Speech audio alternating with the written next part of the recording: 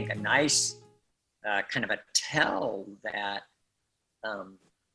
these areas are, even though their treatment is often siloed off, we have certain But how can we put that into medicine?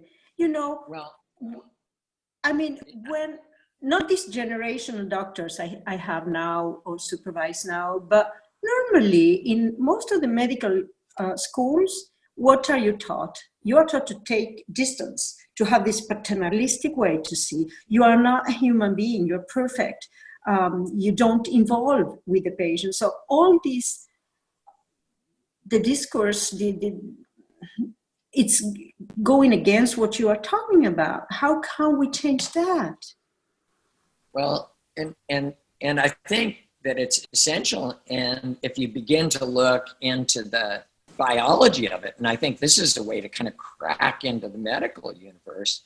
If you look at stuff like social genomics and the work like Stephen Cole is doing,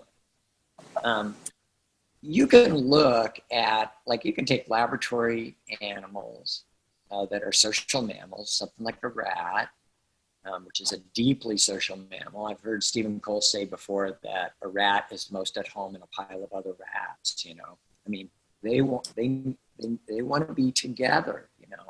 And we're that kind also. You can take a rat and either isolate it, so put it in a chamber where everything's automated and it's not handled and it has enough food and it has enough water.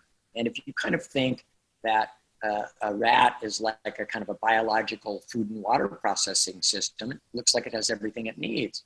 Except if you look at the genome of that rat versus a rat who has that same food and water, who's in this social environment where they can, wrestle and tug and fight a little bit and sleep together and like that, their genome looks different. This one has got, upregulation of stress hormones. It's got upregulation of appetite hormones because, because a rat who is alone is a rat who is in greater danger. We're that kind too. You get the downregulation of processes that clean up after a stress response. So if this persists, then you start to get a body that keeps your head on a swivel, all the time. Well, so and that's reversible. So you take these rats over here, you put them back in the colony. Well, at first they're not very good at it. They're just them socially and like that isolation. But eventually what you'll get is that pretty soon they're in there hanging out and, wrestling and, getting in disputes and sleeping with the other rats. And, they start to get that kind of a body. Well, that psychological experience of being with or being isolated has immediate and persistent impact on our physical health, but also on our psychological health. These things are inextricably woven together.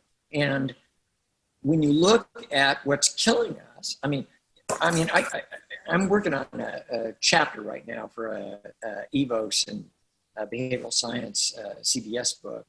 And, one of the pieces you look at is, if you want to look at the story of human health and well-being over a long stretch of time, the news is unbelievably good. I mean, unbelievably good. If you were born, if you had to take a baby and drop them into some place where there's a human population on the earth, and have a chance that they would live a long and prosperous life, there has never been a time in human history, better than today. We are living in the best. And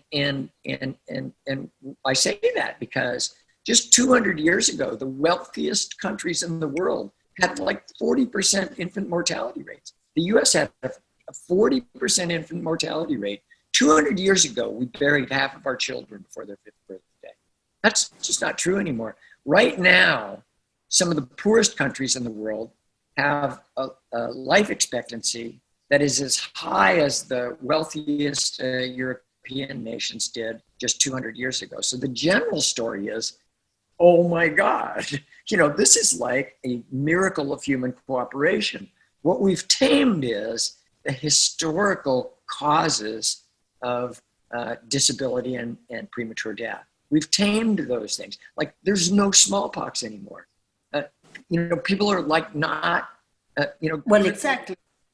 We have tamed those things, but the process of taming those has also engineered a world that left out things we couldn't have anticipated, 200 years ago as sources of illness. Like who would have expected 200 years ago, when the chances are that you might do a job that was so physically so demanding that you might accidentally chop your foot off, and that you were living in a world where you were spending 75% of your income on food. And so if you chopped your foot off, you and your whole family is then going to starve to death probably.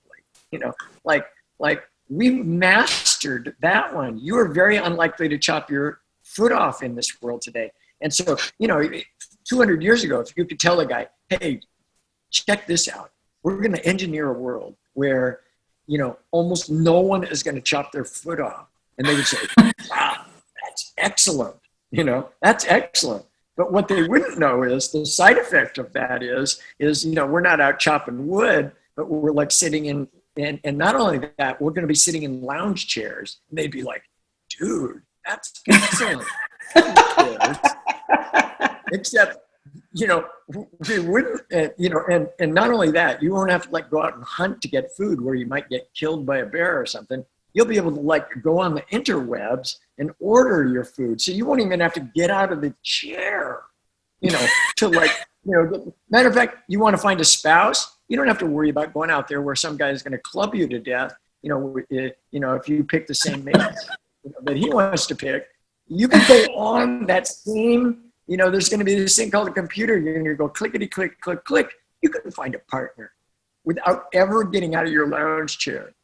But here's the part he couldn't have possibly anticipated, that might lead you to a life of isolation, that might lead you to a life that was so sedentary that those qualities themselves, caused disease and disability. That's the world I think we found ourselves in. Yeah, totally. It's so nice how you put it. And I also was thinking about this self-care, the importance of self-care with the context you are explaining. But it's not only this kind of, okay, physical activity, okay, don't smoke and eat this and that, is also how we do it. And that's why you are always talking about self-care with compassion. And that's something quite special, because we have had this, what was the 80s and 90s, where everyone was running, jogging, right? And people go to the gym and people get crazy, drug dependency in movement. We are not going there. We are doing it with compassion, and this compassion is shaping this loving relationship with us human beings, as you were talking.